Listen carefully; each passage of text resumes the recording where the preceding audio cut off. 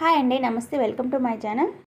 ఆరోగ్యానికి ఎంతో మేలు చేసే తోటకూర పుల్లగూర అండి. ఇది రైస్లోకి కానీ చపాతీలోకి కానీ చాలా బాగుంటుంది. మరి తోటకూర ఎలా ప్రిపేర్ చేయాలో చూసేద్దామా? ముందుగా ప్రెషర్ కుక్కర్ని తీసుకొని అందులో ఒక కట్ట తోటకూరను శుభ్రంగా కడిగి ఇలా కట్ చేసి పెట్టుకొని తీసుకోవాలి.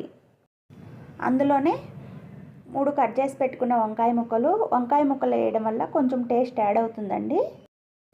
3 పెద్ద సైజు టమోటాలను ఇలా చిన్న ముక్కలుగా కట్ చేసుకొని వేసుకొని 5-6 వెల్లుల్లి రెబ్బలు, 3 స్పూన్ల పెసరపప్పును ఇలా కడిగి ఇందులో వేసుకోవాలి. ఈ పెసరపప్పు వేసుకోవడం వల్ల కూర అనేది చాలా టేస్టీగా వస్తుందండి. ఒకసారి మీరు కూడా ట్రై చేయండి. కారానికి తగినన్ని పచ్చిమిర్చి, ఎండుమిర్చి నేను 2 కలిపి తీసుకుంటున్నానండి. మీకు ఎండుమిర్చి నచ్చకపోతే పచ్చిమిర్చితో అయినా తీసుకోవచ్చు. అందులోనే కొద్దిగా జీలకర్ర, కొద్దిగా చింతపండు, ధనియాలు, కొన్ని మెంతులు, రుచికి సరిపడినంత ఉప్పు వేసుకొని అందులో టీ గ్లాస్ వాటర్ వేసుకోవాలి.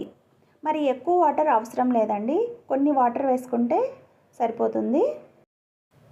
ఇందులో కొద్దిగా పసుపు వేసి మూత పెట్టి 3 విజిల్స్ వచ్చేంత వరకు చేసుకుంటే సరిపోతుంది. ఆకు తొందరగా ఉడుకుతుంది కదా. 3 విజిల్స్ పెట్టేలోపు బాగా ఉడికింది. ఇప్పుడు మనం వీటిని మెత్తగా మెదుపుకోవాలి.